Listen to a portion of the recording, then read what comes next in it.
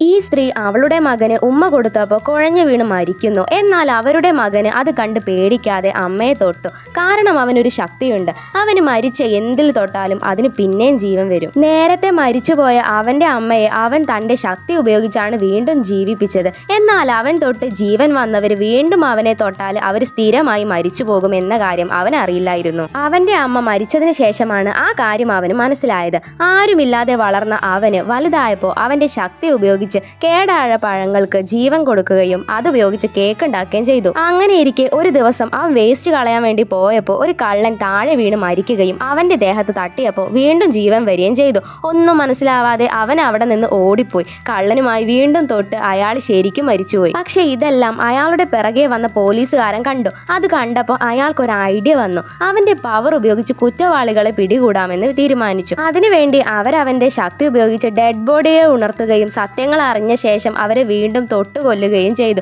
ഇത് കാരണം അവന് കുറെ പ്രതിഫലവും കിട്ടി. കേക്ക് ഉണ്ടാക്കൽ നിർത്തി പോലീസിനെ സഹായിക്കാൻ തുടങ്ങി. മണ്ടൻ, ആരാ മണ്ടൻ?